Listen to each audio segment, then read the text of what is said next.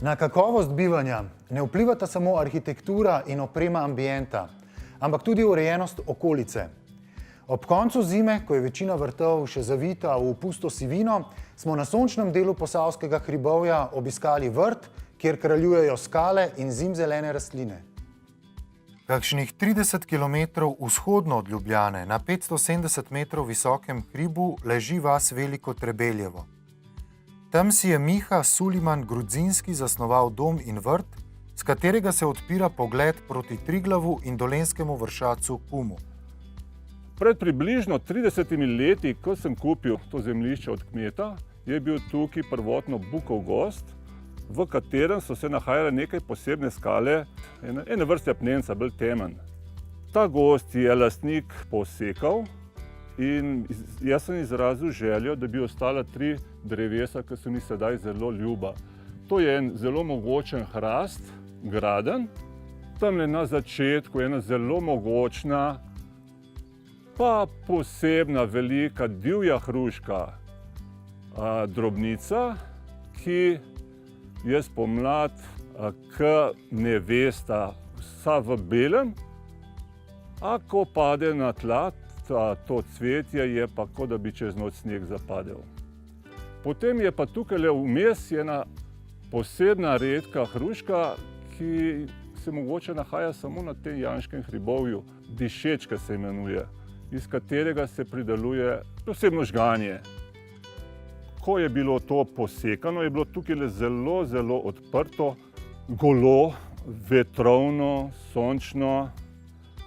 Takrat sem pričel z zasajanjem bolj sonceljubnih rastlin, torej cvetočih rastlin, in začel sem z zasajanjem obrobe. V 30 letih je že kar nekaj zraslo in sedaj je vrt iz tistega zelo, zelo sončnega ratal bolj sencoljuben, ker mi je tudi ljubši ta vrt sedaj. Te sencoljubne rastline so mi manj zahtevne, dolgo časa lepe in umirjene.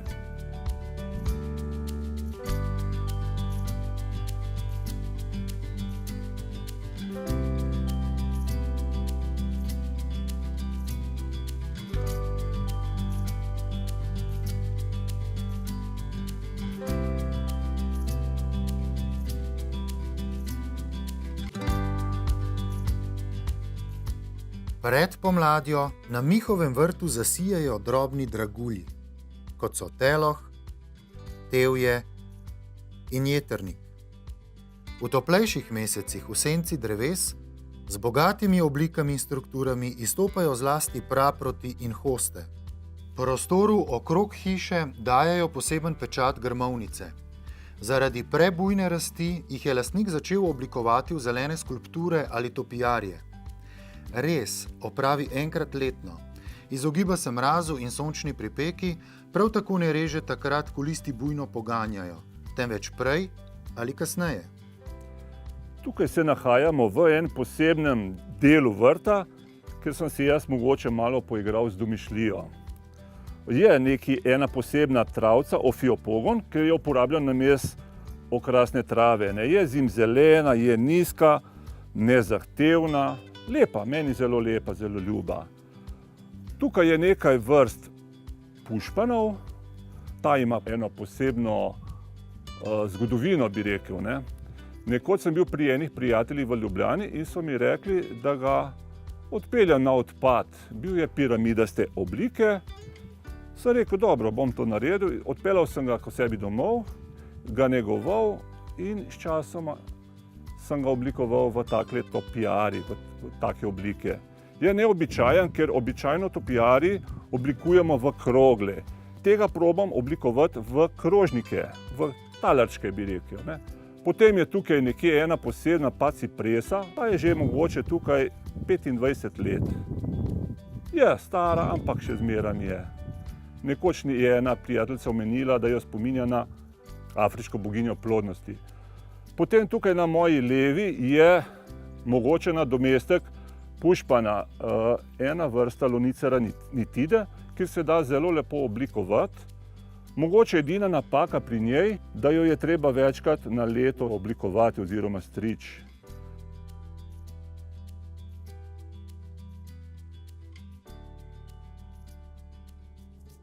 Izrazit karakter imajo na vrtu kamni.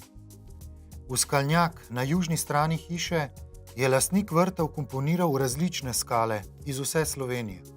Črn kamen apnenc je iz tega konca, tukaj, ki je izkop za bajto. Potem je vmes tudi velik lehnaka, ki sem ga nakopal nekje tu v dolini. Lehnak je pa okamenel mah. Ta voda tukaj ima velika apnenca in v letih se nabira na mahu apen od vode in nastane ta kamenina, ker je meni zelo lepa. Tiste bele skale so iz krasa in notranjskega. Tukaj kot posebnost bi mogoče omenil ta del skalnaka, kjer je istočasno in skalnak in stopnišče, ki vodijo gor na teraso. Mogoče kot zanimivost tega dela bi še omenil te vertikalne linije, torej in skale in rastline, kar je malo neobičajno. Kolega mi je opozoril, da je to lahko zelo, zelo moteče. Meni sicer ne deluje to moteče, mi je lepo. Mogoče je tudi posebnost to, da te dve rastline sta čist navadne intisa in čist navadni bršljan. Harmoničen preplet med hišo in okoljem ustvarjata tudi vibasta vrba, ki se skoraj dotika hiše, in bršljan, ki se vzpenja po fasadi. Ta pozimi greje stavbo in jo poleti hladi. Voda ima na vrtu in v hiši nadvse pomembno vlogo. Miha že od začetka uporablja deževnico, saj sprva na parceli ni bilo vodovoda. Pri tem ribniku bi izpostavil mogoče sedaj to skravžljeno lesko, ki je res dela v času zime zelo impozantna in tudi spomladi.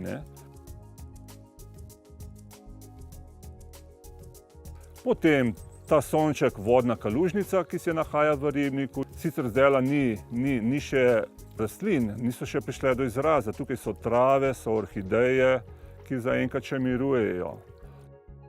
Na začetku skalnaka se nahaja ena familija, ena družina nojev, starejša, lepše izgleda kot mladiči.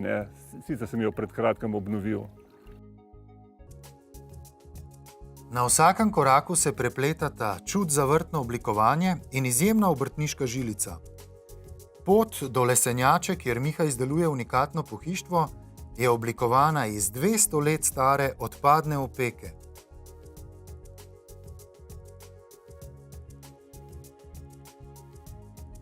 V tej leseni hiški ustvarjam lesene izdelke v prostem času in pozimi.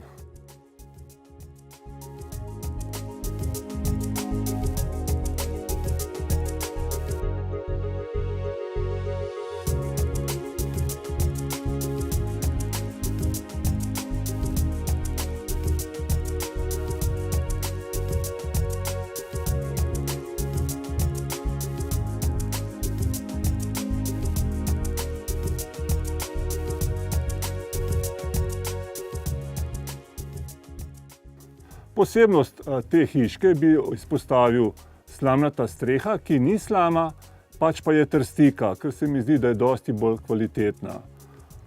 Druga posebnost te lesene hiške je pa ta tlakovanje in obroba okoli nje. Je iz zelo starega bobrovca, iz Prežganske cerkve, to je ročno delan in naravno žgan cegel.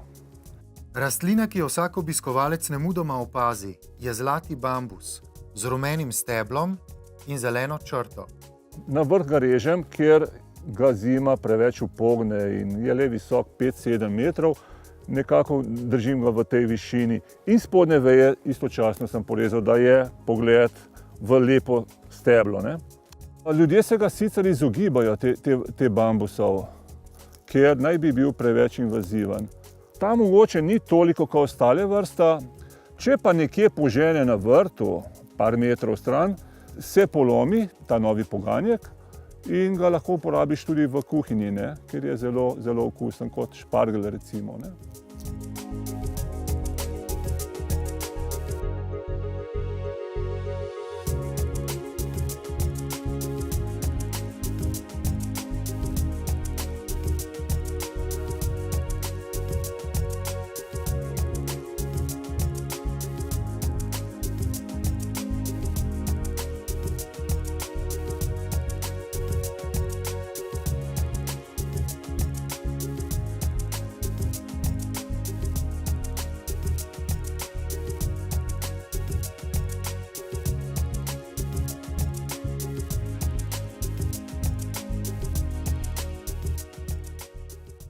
Vrt na hribu je vabljiv tudi za ptice.